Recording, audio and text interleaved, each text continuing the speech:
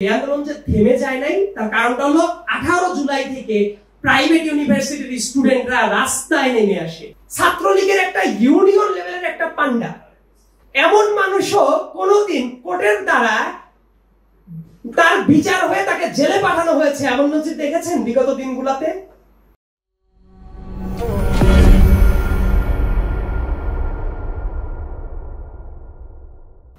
ধন্যবাদ সবাইকে। উপস্থাপক প্রথমে পরিচয় করিয়ে দেওয়ার সময় বলেছিল আমি নাকি সাংবাদিকদের ভাত মেরে দিয়েছি। কি ভয়ঙ্কর কথাবার্তা! আমি বরং বিপরীত ক্রমে একটু বলতে চাই, আমি তো চেয়েছিলাম এই দেশের সাংবাদিকেরা এত সিরিয়াসলি তদন্ত করুক যে জায়গায় আমাদের তদন্ত করার কোনো জায়গাই থাকবে না। আমরা নিজের খেয়ে ভোরের মোষ তাড়াতে বাধ্য হয়েছি। তবে এই কথাটা বলতে আমার আজকে খারাপ না, বরং ভালো লাগছে। তার কারণ প্রত্যেকেই আজকের এই মঞ্চ থেকে এবং প্রত্যেকটা জায়গায় আমি 5 তারিখের পরে যেটা খেয়াল করছি, সবাই কিন্তু স্বাধীনভাবে নিজেদেরকে প্রকাশ করতে পারছে। তা না হলে এই জায়গায় মোটামুটি একটা থিওরিটিক্যাল আলোচনা হচ্ছে। আজকে শনিবার বিকেল বেলায় ছুটির দিন, এতজন মানুষ এই জায়গায় বসে থাকার কথা ছিল না। তো যে মুহূর্তে আমি বক্তব্য শুরু করছি, প্রথমেই রুমিন ফারহানা আপা যে ধরনের কথা বললেন, সম্ভবত টিভি টক শোতে যে রুমিন আপাকে অনেকেই খুঁজে পায়, আজকের বক্তব্যটা ছিল টোটালি অন্য একটা ধাঁচে। আগুনে বক্তব্য দেওয়া ব্যক্তি রুমিন ফারহানার সাথে তার ব্যক্তিগত জীবনের যে কত ত্যাগ তিতিক্ষা জড়িত ছিল, সেই অনুভূতি যখন শুনেছেন, আমি অডিয়েন্সের অনেকের চোখের দিকে তাকাচ্ছিলাম। আমি বুঝবার চেষ্টা করছিলাম যে একজন নারীর জায়গা থেকে, একজন রাজনৈতিক মেধার জায়গা থেকে, একজন অ্যাক্টিভিস্ট হিসেবে, একজন সাধারণ মানুষ হিসেবে এবং একজন মায়ের সন্তান হিসেবে ওনার জীবনের পর দিয়ে যে ধরনের ধকল গেছে, সেই ব্যাপারটা শোনার সময় অডিয়েন্সের মনোভাবটা কেমন হচ্ছিল। তো এই গল্পটা কিন্তু রুমিন আপার শুধু একার না, এই যে জাহেদ ভাইও আছেন। জাহেদ ভাই মজা করে একটা কথা বলে যে বিগত দিনগুলোতে এমন অনেক টক শো শেষে যখন টেলিভিশনের সেট থেকে নেমেছে, নামার পরে এই গ্যারান্টি ছিল না যে বাসায় যেতে পারবে, কারণ সেই টক শো গুলো শুনে সাংবাদিকদের ধরে নিয়ে যাওয়ার মতো পরিবেশ ছিল।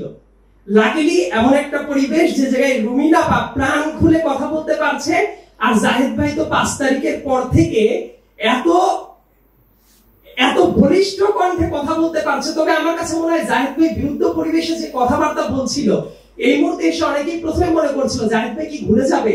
আমার মনে হয় জাহেদ ভাই আরো বলিষ্ঠ কণ্ঠে কথা বলাটা শুরু করেছে, এটা খুবই পজিটিভ একটা লক্ষণ। আর রুমিন আপার বক্তব্যকে আমি আরেকটু কোট করে তারপর আমার জায়গায় যাব। সাধারণত রাজনৈতিক নেতাদের সামনে একটা ফেস থাকে, পেছনে আর একটা ফেস থাকে।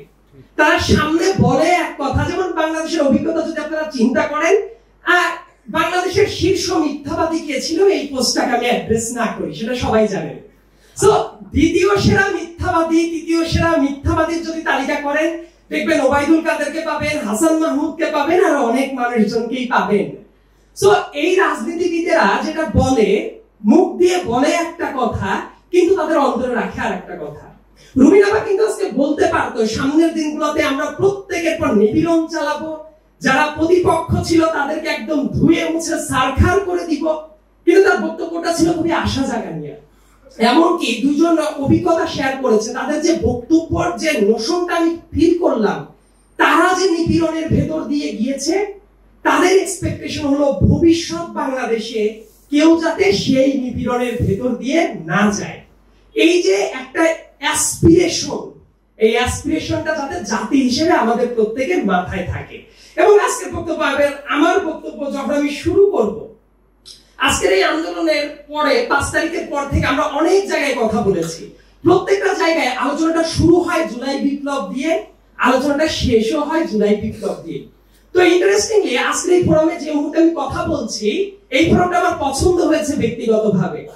তার কারণ হলো আমরা জুলাই আন্দোলন আসার যে প্রেক্ষাপট, সেই আলোচনাটা কিন্তু হচ্ছে, যে আলোচনাটা অত্যন্ত জরুরি ছিল।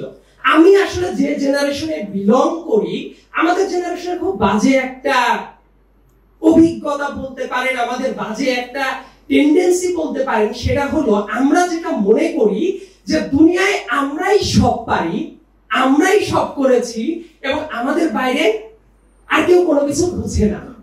কিন্তু এইটা যে কত বড় মিথ্যা কথা এবং অন্যদের প্রতি অবমাননাকর কথা, সেই ব্যাপারটা আমাদের বোঝার মতো হয়তোবা বয়সটা হয়নি কিংবা সেই অভিজ্ঞতাটা হয়নি। তো আমি বিশ্ববিদ্যালয়ে যখন ভর্তি হয়েছিলাম 2017 সালে, ঠিক তার পর থেকে রুমিনাবাদের তো নিপীড়নের ইতিহাসের শেষ নাই। জাহেদ ভাইও ব্যাপারটা ফেস করেছে।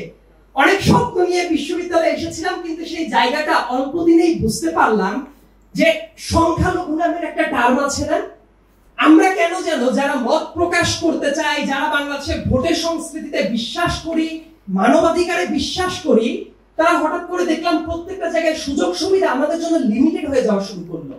কিছুদিন পর থেকে এই ক্যাম্পাসে যেসব জায়গায় আমার কথা বলার দরকার, সেই সব জায়গা থেকে আমাকে বাদ দিয়ে দেওয়া হচ্ছে যে না, এ সরকার বিরোধী মানুষ। তো এই জিনিসগুলো কিন্তু আমরা ক্রমাগত ফেস করেছি বিভিন্ন চাকরি বাকরির জায়গায়। এমনকি জুলাই আন্দোলনের সময়েও আমি একটা খ্যাতনামা টিভি চ্যানেলে কিন্তু চাকরি করতাম, সেই চাকরিটাও আমার ছাড়তে হয়েছে। তার কারণ কি, এই আন্দোলনের ভেতরে আমি কথা বলছিলাম, অনলাইনে অ্যাক্টিভিজম করছিলাম, মাঠে নামছিলাম।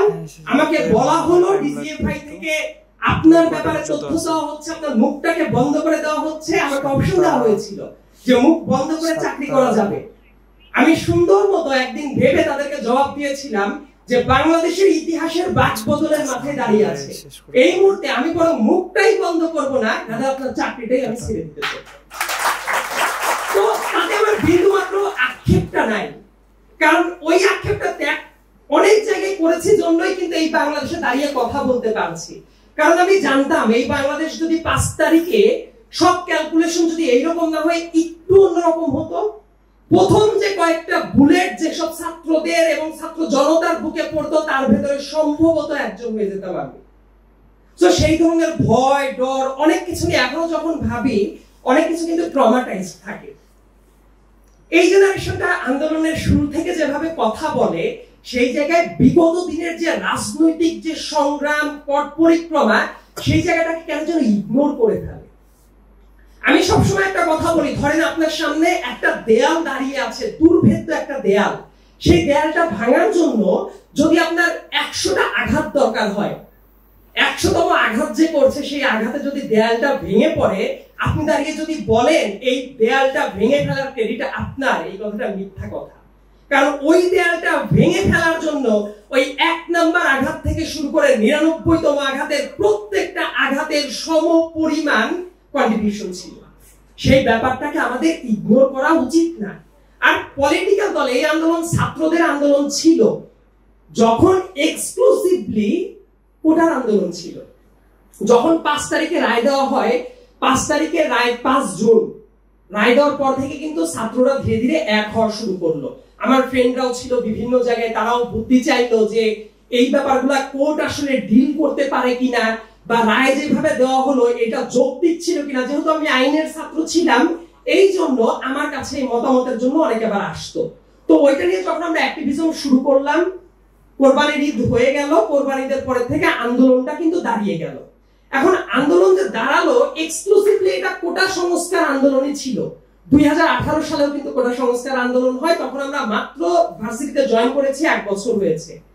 2024-এর আন্দোলনটাও একই ভাবে থেমে যেতে পারত। এই আন্দোলনটা থামে নাই কেন? কারণ এইটা ছাত্র আন্দোলন ছিল না, হয়ে গেল ছাত্র জনতার আন্দোলন। ভার্সিটিতে আমাদের মনে থাকার কথা, ঢাকা বিশ্ববিদ্যালয়ে 15 জুলাই 16 জুলাইয়ের যখন নিপীড়ন হলো, 17 জুলাই, এই দিনগুলোর পরে আমাদের এক পর্যায়ে মনে হচ্ছিল যে আন্দোলনটা বোধহয় থেমে যাবে। এমনকি এই অর্গানাইজেশন, যে জায়গায় কথা বলছি, এই অর্গানাইজেশনের যারা বিদেশে আছেন, বিভিন্ন যে নেটওয়ার্ক আছে, সেই নেটওয়ার্কে আমি একটা মেসেজ পাঠিয়েছিলাম যে আন্দোলনটা বোধহয় থেমে যাচ্ছে, আমাদের পর প্রচন্ড টর্চার চলছে, আন্দোলন বোধহয় চলবে না। এই প্ল্যাটফর্মটা যেভাবে দাঁড়িয়ে আছে, তার ভেতরে একজন শফিক ভাই বসে আছেন এই জায়গাতে। শফিক ভাই জানে সেই ঘটনাগুলো। তো ঠিক তার পরের দিন থেকে আমি বলি, আন্দোলন যে থেমে যায় নাই, তার কারণটা হলো 18 জুলাই থেকে প্রাইভেট ইউনিভার্সিটির স্টুডেন্টরা রাস্তায় নেমে আসে। আমাদের এই বক্তব্যের শুরুতে রুমি আহমেদ ভাই কিন্তু কয়েকটা জায়গার নাম উল্লেখ করেছে, যেমন যাত্রাবাড়ি শনির আকড়া, উত্তরা বিএনএসের সামনের অংশটা, তারপর মিরপুরের অঞ্চল, বসিলা ব্রিজ মোহাম্মদপুরের অঞ্চলটা। এই জায়গাগুলোতে যে দুর্ভেদ্য দেয়াল গড়ে উঠেছিল, এই আন্দোলনটা কিন্তু ওই জায়গায় ছাত্র সমন্বয়করা কোঅর্ডিনেট করে নাই, তাহলে কারা করেছে? আমজনতা, ইন পার্টিকুলার বিগত 15 বছরে যারা দমন পীড়ন নিপীড়নের শিকার হয়েছে। এবং এই আন্দোলনের একটা কৌশল ছিল, রাজনৈতিক দলগুলো প্রত্যেকটা উইং তারা এই আন্দোলনের পার্টি ছিল। কিভাবে? তাদের দলীয় ব্যানারটাকে দূরে সরিয়ে রেখে। আমি হয়তো বা বলতাম, কিন্তু বলার আগে রুমিনাপা কিন্তু চমৎকার ভাবে সেটা ব্যাখ্যা করে গেছে, যে ওই যে পেছনের কাতারে দাঁড়াতে হয়েছে, যদি রাজনৈতিক নেতারা ব্যানার নিয়ে দাঁড়াতো তাহলে সবাই কি বলতো? এই তো এটা বিএনপির আন্দোলন, এই তো জামাত শিবিরের আন্দোলন। আন্দোলনের প্রত্যেকটা অংশ কিন্তু একাত্মতা পোষণ করেছে। ব্যানারটা কি? ছাত্র জনতার আন্দোলন হিসেবে। এবং এই জায়গাটা না অনেকে স্বীকার করতে চায় না। আমি আমার বিশ্ববিদ্যালয়ের যারা আমার ছোট ভাইয়েরা আছেন, আমার সহপাঠীরা আছেন, তাদেরকেও অনেক ক্ষেত্রে দেখেছি তারা এই আন্দোলনটাকে এক্সক্লুসিভলি পাবলিক ইউনিভার্সিটির আন্দোলন কিনা বা আমরা নিজেরাই করেছি না, এই জাতীয় একটা স্তুতি বাক্য নিজেদের ক্ষেত্রে বোধহয় লাগাতে পারলে অনেকে ভালোবাসে। কিন্তু আমার কাছে মনে হয় কাউকে ক্রেডিট দিলে ক্রেডিট ফুরায় না, বরং ইতিহাসের বিকৃতি হওয়া থেকে রক্ষা পায়। কারণ বাংলাদেশের ইতিহাস কত ভাবে বিকৃত করা হয়েছে, এই আলোচনাগুলো আমার মনে হয় আপনাদের নতুন করে আর শিখিয়ে দেওয়ার দরকার নাই। বিগত 15 বছরের টেক্সট বইগুলো যদি হাতে নেন তাহলে আপনারা বুঝতে পারবেন ইতিহাসের পালাবদল এবং বিকৃত করার যে কালচারটা ছিল। রাজনৈতিক দলগুলোর হিসাব যদি আমি বলি, এই যে নিপীড়নের যে ঘটনাগুলো বললেন, আমি কয়েকটা ফেজে ভাগ করে নিই।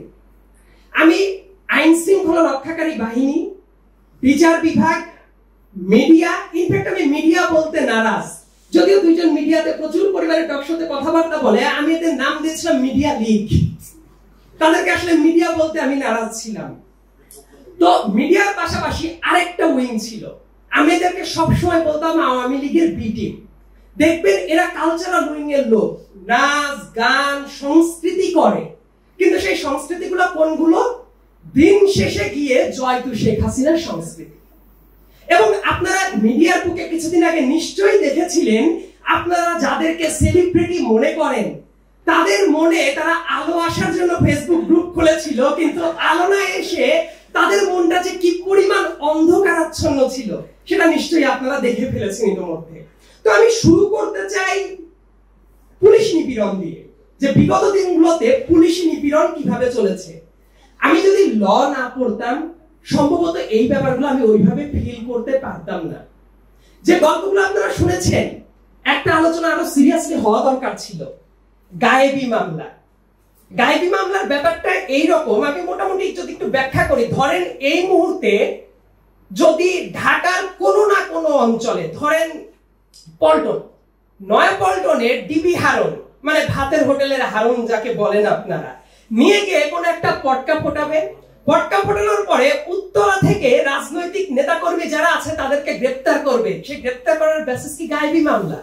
ওই যে পটকা ফুটলো এটার একটা চমৎকার শিরোনাম দিবে, এবং ওই সময় সময় টিভি, 71 টিভি, ডিবিসি তাদেরকে দেশের সবচেয়ে বড় সন্ত্রাসী হিসেবে আখ্যা দিবে, এবং এই গায়েবী মামলাতে 500 মানুষকে আটক করবে, আরো 500 মানুষকে ঘরছাড়া করে ফেলবে।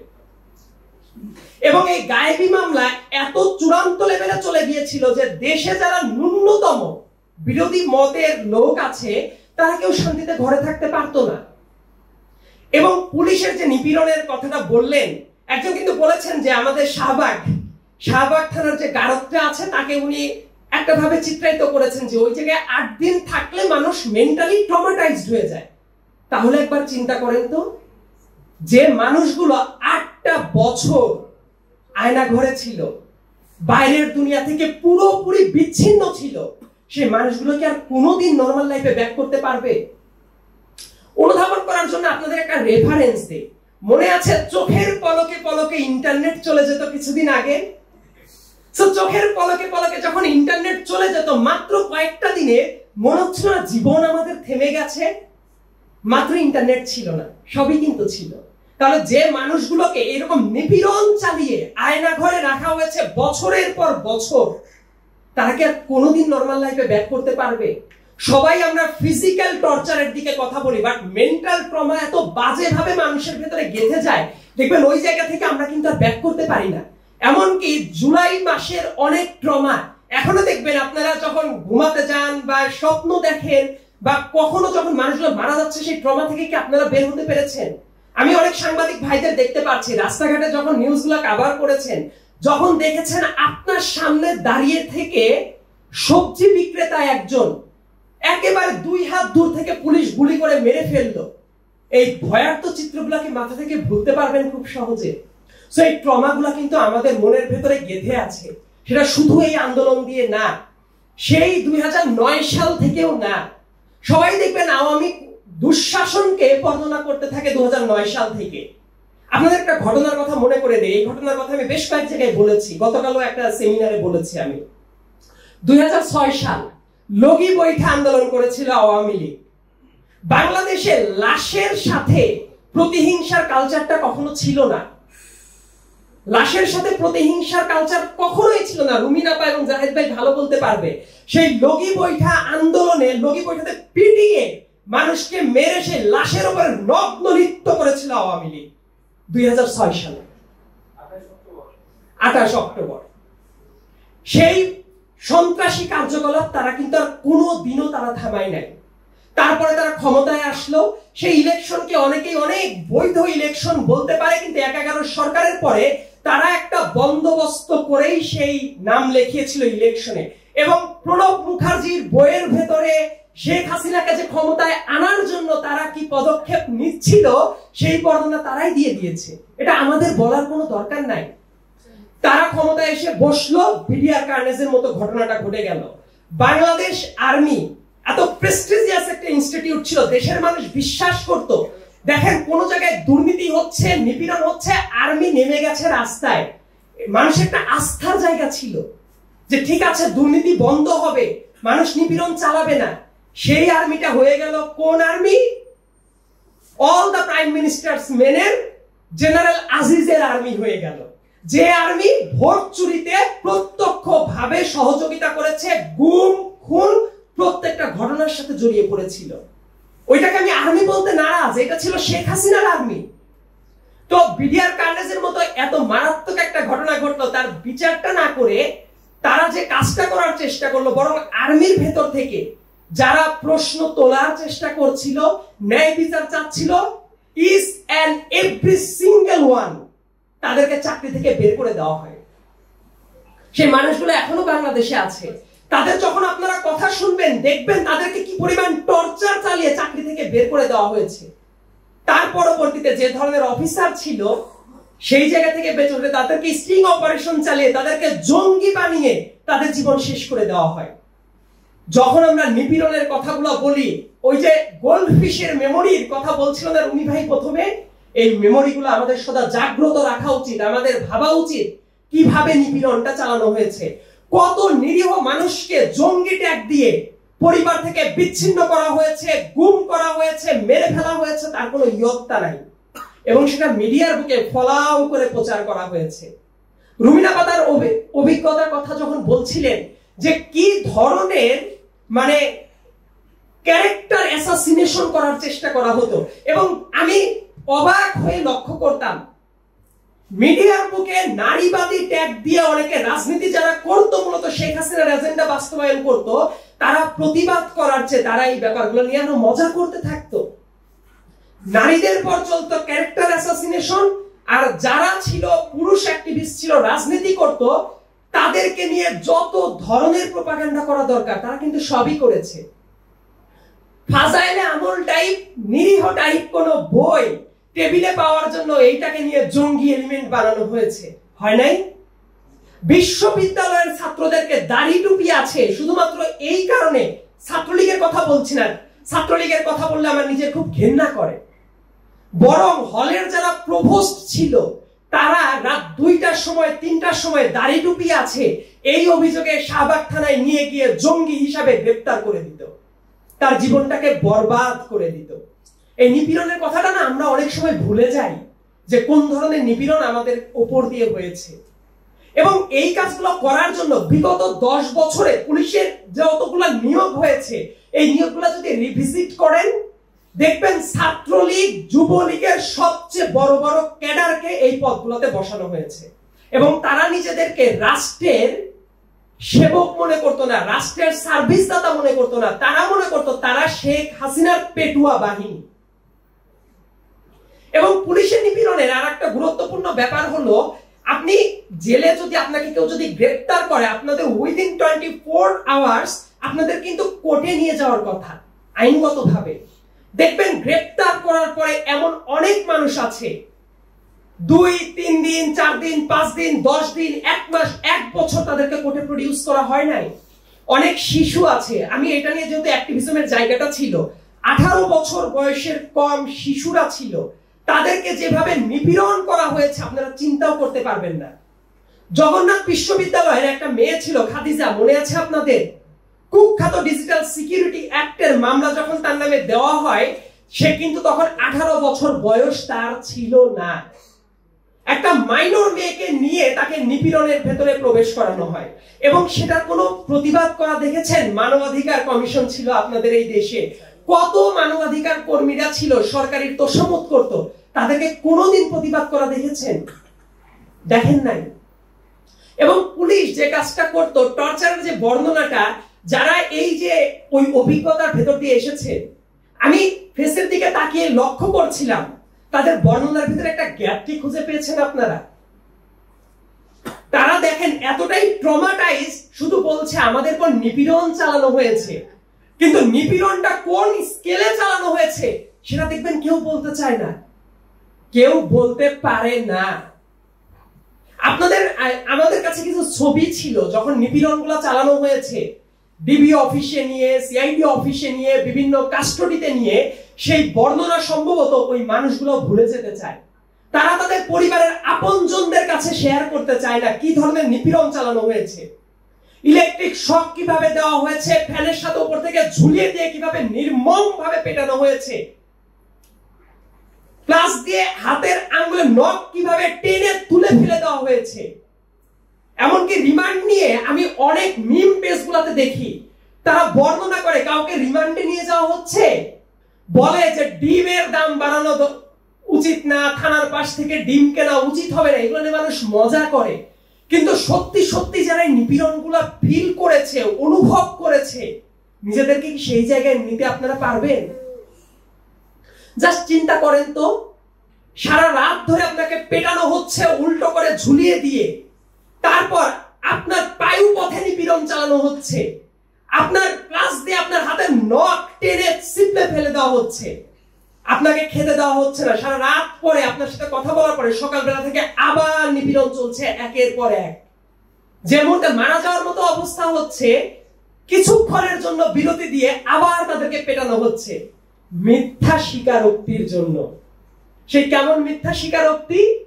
ওই যে মানুষটা ছিল উত্তরায়, একটা পট্টা ফোটাইলো ডিবির হারন পল্টনে, ওইটার অপরাধ এবং ওইটা করার জন্য কমান্ড দিয়েছে মিস্টার অমকে, এইটা প্রুভ করার জন্য।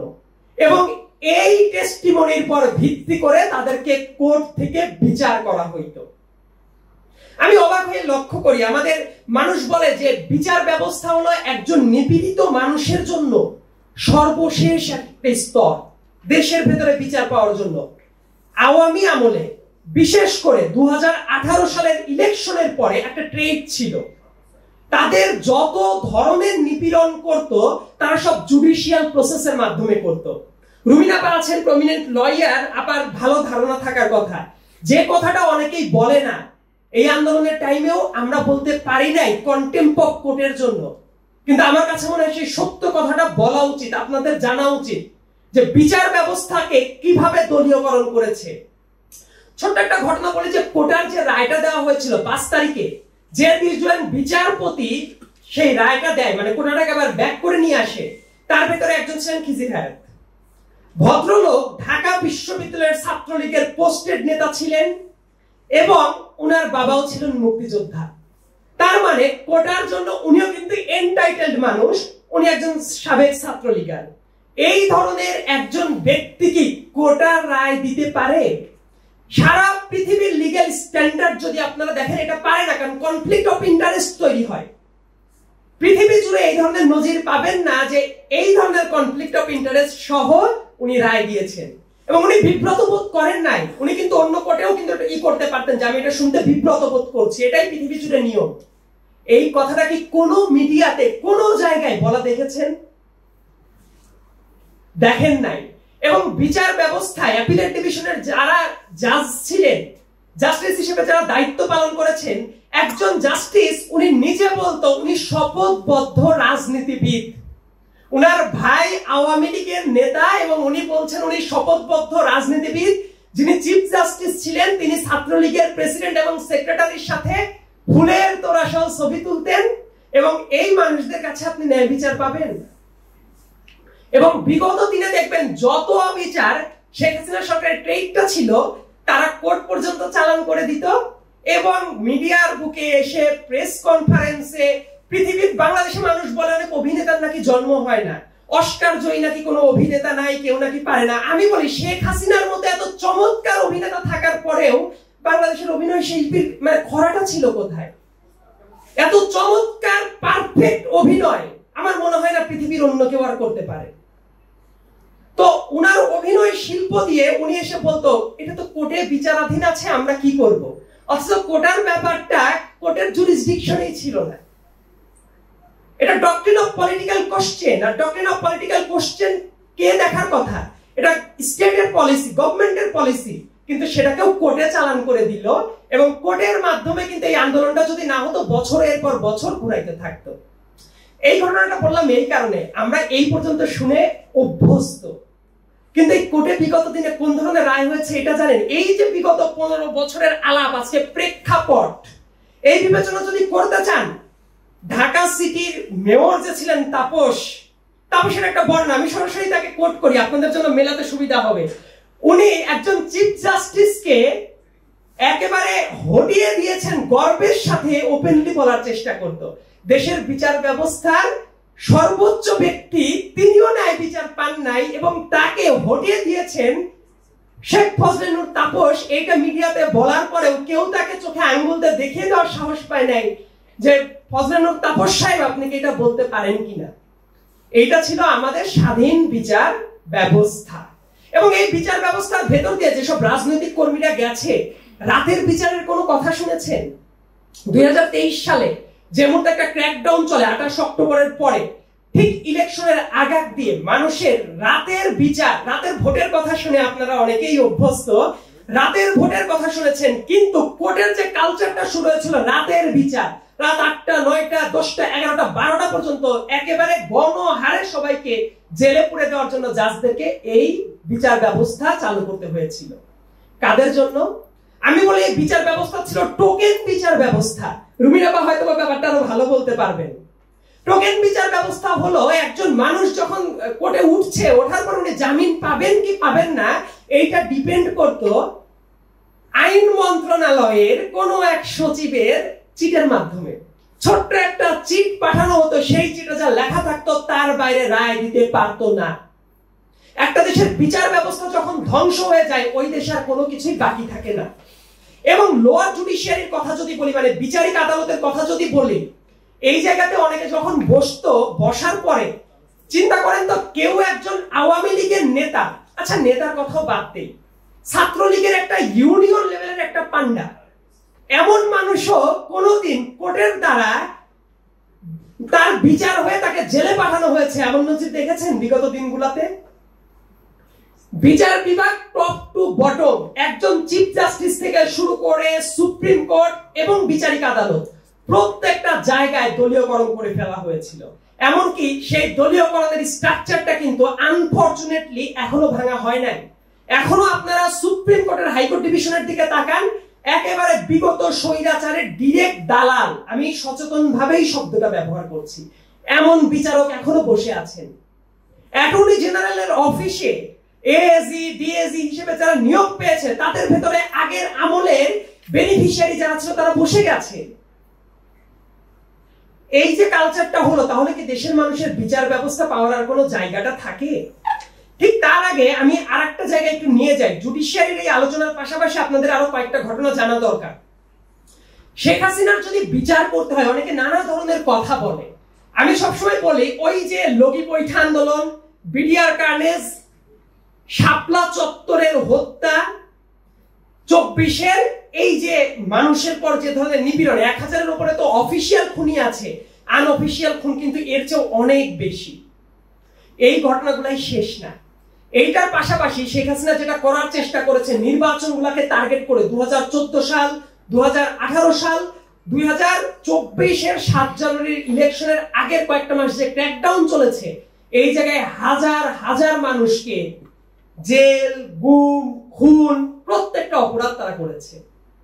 এবং তার বিচারের জন্য আমি সবসময় বলি প্রত্যেকটা আইটেম ধরে ধরে বিচার করা উচিত।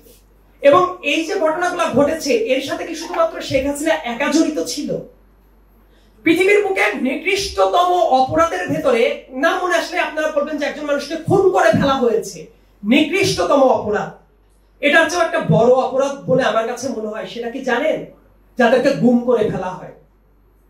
অনেক মানুষ আছে আপনি জানেন যে খুন করে ফেলা হয়েছে, তার লাশটা অন্তত পক্ষে তার পরিবারের মানুষ দেখতে পারে, তার কবরটা কোথায় মানুষ জানে, সেই কবরের পাশে গিয়ে অন্তত আপনি 2 ফোঁটা অশ্রু জল ফেলে খোদার দরবারে মোনাজাত করতে পারেন যে মানুষগুলা গুম হয়ে এখনো ফেরেনি। তারা জানে না তাদের বাবা কোনোদিনও আসবে কিনা, তার প্রতিকার আপনি কি দিবেন, কবরটা কোথায় আছে তারা জানে না। মায়ের ডাকের একটা অনুষ্ঠানে যখন কিছুদিন আগেও গিয়েছিলাম, ছোট্ট বাচ্চা আছে, এখন যথেষ্ট বড় হয়ে গেছে, কয়েক বছর আগে তার বাবা গুম হয়ে গেছে, তারপর থেকে সে জানে না। সে একেবারেই ছোট ছিল, তার বাবার ছবি এখনো দেখে, সে এখন যথেষ্ট বড় হয়ে গেছে। এর ভেতরে সে তার বাবাকে কোনোদিন দেখে নাই, ভবিষ্যতে দেখবে এই ধরনের কোন নিশ্চয়তা কোথাও নাই।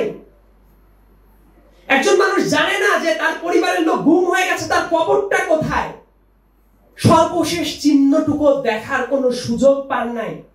বাংলাদেশের গুমের কালচার যেটা, এইটা শুরু হয়েছে প্রচন্ডভাবে শেখ হাসিনার আমলে। এবং সেটা নিয়ে বাংলাদেশের সুশীল সমাজে কোনো কথা বলতে দেখেছেন? এইবার আসে একটা ইন্টারেস্টিং জায়গায়, যে এই ধরনের নিপীড়ন যখন চলেছে, এই নিপীড়নগুলার আর একটা বৈধতা দানকারী সংস্থা ছিল, যাদেরকে আমি বলি মিডিয়া লীগ এবং সুশীল লীগ।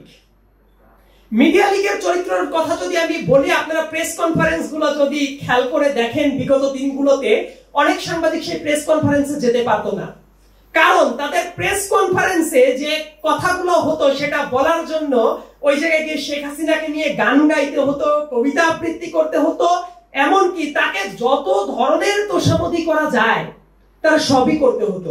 ওবায়দুল কাদের মাঝে মাঝে একটা কথা বলতো, তার নেত্রী নাকি 3 ঘন্টার বেশি ঘুমাইতে পারে না দেশের স্বার্থে। আমি তখন চিন্তা করতাম, পৃথিবীতে যত রাষ্ট্রপ্রধানরা আছে তাদের তো নিজের মানসিক স্বাস্থ্যের দিকে মনোযোগ দেওয়া উচিত সবচেয়ে বেশি। একজন রাষ্ট্রনায়ককে, একজন রাষ্ট্রের নেতা 7 থেকে 8 ঘন্টা ঘুমাবে, সব কাজ করবে, এটাই তো স্বাভাবিক।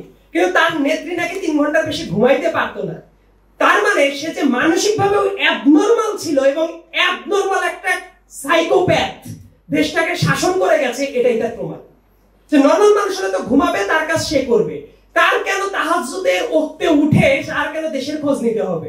সম্ভবত তাহাজ্জুদের ওক্তে উনি উঠতো পরের দিনের ভোট চুরি কিভাবে করা যায়, কারণ আপনারা জানেন তাহাজ্জুদের ওক্তের ভোট বাংলাদেশেই হয়েছে, পৃথিবীর আর কোথাও হয় নাই।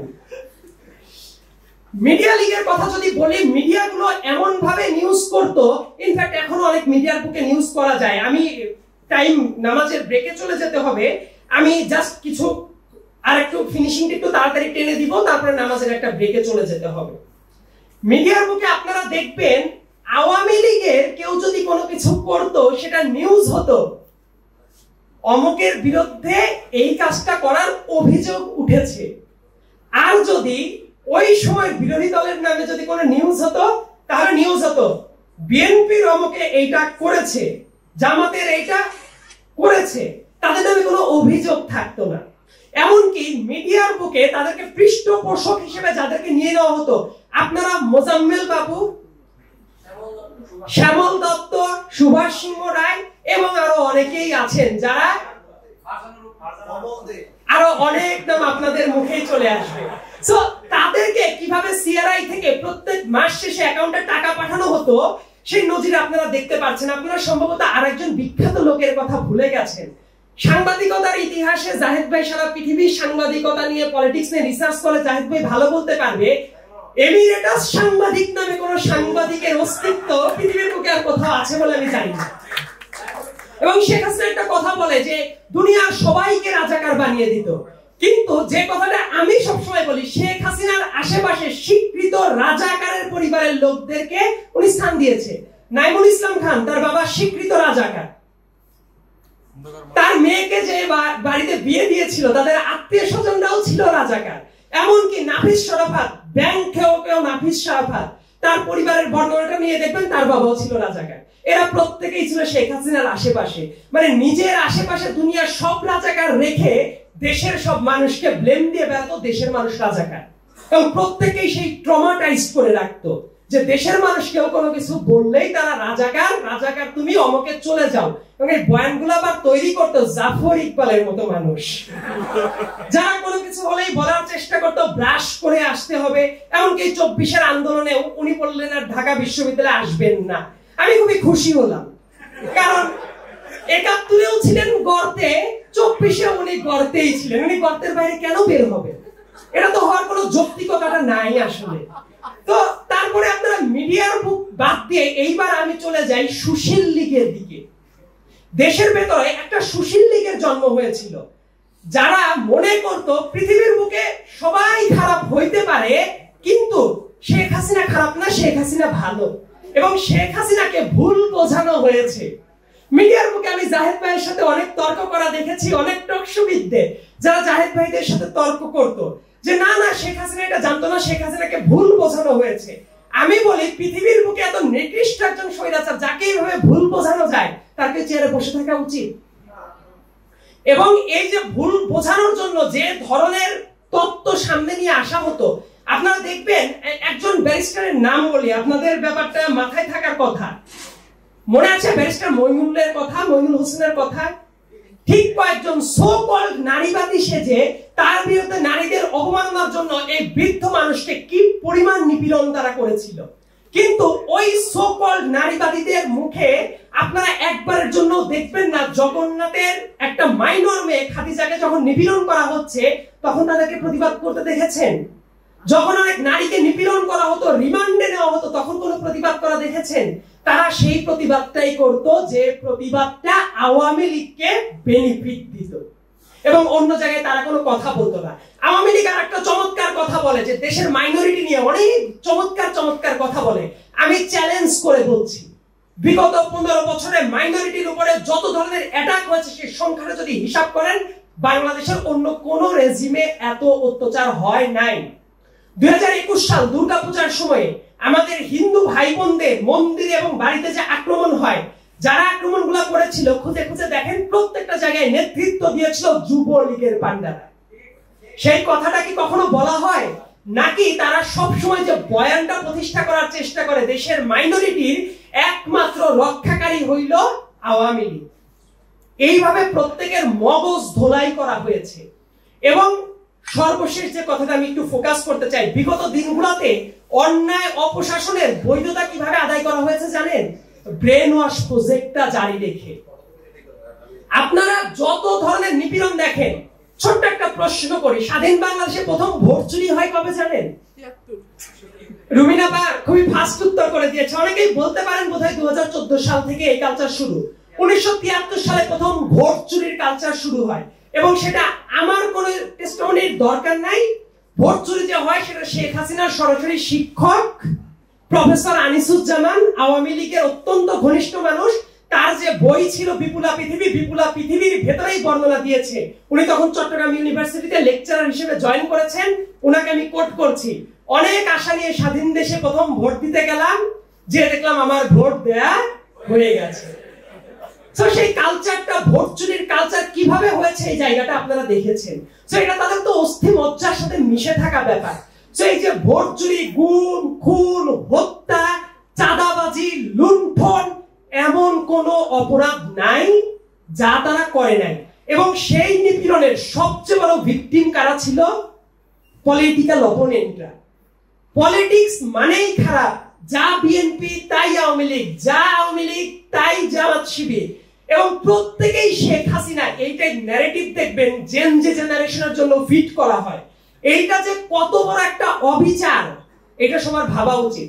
প্রত্যেকটা পলিটিক্যাল দলেরই প্রবলেম আছে, প্রত্যেকটা পলিটিক্যাল দলেরই সীমাবদ্ধতা আছে, তারা বিভিন্ন ক্ষেত্রে বিভিন্ন অপকর্ম করেছে, কিন্তু আওয়ামী লীগের মতো এত নিকৃষ্টতম অপকর্ম অন্য কোন পলিটিক্যাল এন্টিটি এই ভূমিতে কখনো করে নাই। এই ব্যাপারটা সবার মনে প্রাণে বিশ্বাস করা উচিত, এবং এইটা যদি আমরা বিশ্বাস না করি তাহলে যেটা হবে, আপনারা আওয়ামী লীগের বয়ানটাকে এস্টাবলিশ করতে সহযোগিতা করছেন। মনে রাখবেন, তাদের অনলাইনেও একটা সফট পাওয়ার আছে, সেটা আপনাদের মগজকে খুব বাজেভাবে ধোলাই করে দেয়। এই কারণে দেখবেন পৃথিবীর বুকে সবচেয়ে নারকীয় টর্চার সেল যেগুলো আছে, যেমন আয়নাঘরের মতো ঘটনাগুলোকে, এইটার সাথে কেউ কেউ মনে করে আয়নাঘর আর হাওয়া ভবনের ডিবেট হলো একই রকম। মেইনস্ট্রিম মিডিয়াতে আমি এই ধরনের ডিবেট দেখেছি। এই ব্যাপারগুলো কাউন্টার করতে জানতে হবে, দেশের ইতিহাস জানা উচিত, রাজনৈতিক পরিক্রমাটা জানা উচিত, এবং সেই ইতিহাস যদি আপনারা না জানেন তাহলে দেখবেন বারবার আবার আওয়ামী লীগের বয়ানেই আপনারা ব্যাক করবেন। আমার একটা এক্সপেকটেশন বলে আমি আমার বক্তব্য শেষ করব। সামনের দিনগুলোতে আমি দেখতে চাই এই যে এতগুলা ক্রাইম এগেইনস্ট হিউম্যানিটি শেখ হাসিনার নেতৃত্বে ঘটেছে, প্রত্যেকজন অপরাধীকে যাতে এই বাংলার মাটিতে বিচার করা হয় সেটা আমি দেখতে চাই। এই বিচার না করে তাদেরকে যদি পুনর্বাসিত করা হয় অতিরিক্ত সুশীলতা দেখিয়ে, এই যে 24-এর আন্দোলনে এবং বিগত 15 বছরে যাদের রক্তের উপর দিয়ে এই বাংলাদেশের ইতিহাস পুনর্লিখিত হতে যাচ্ছে, সেই রক্তের সাথে বেইমানি করা হবে। এই বাংলাদেশ সবার বাংলাদেশ হোক, এই বাংলাদেশে কেউ যাতে থ্রেটেন্ড ফিল না করে, কোন নারী পুরুষ কেউ যাতে থ্রেটেন্ড ফিল না করে, এই বাংলাদেশে একজন দাড়ি টুপিওয়ালা মানুষ, একজন হিজাবধারী মানুষ যাতে ইনসিকিউর ফিল না করে, এই বাংলাদেশে একজন ক্রপ টপ পরা মেয়ে সেও যাতে ইনসিকিউর ফিল না করে, এই বাংলাদেশে একজন চা বাগানের শ্রমিক যাতে তার অধিকার নিয়ে বাঁচতে পারে, একজন পার্বত্য এলাকার ট্রাইবাল গোষ্ঠী যাতে ফিল করতে পারে এই বাংলাদেশটা তারও, একজন শ্রমিক, একজন কৃষক, প্রত্যেকে যাতে এই বাংলাদেশকে ওন করে।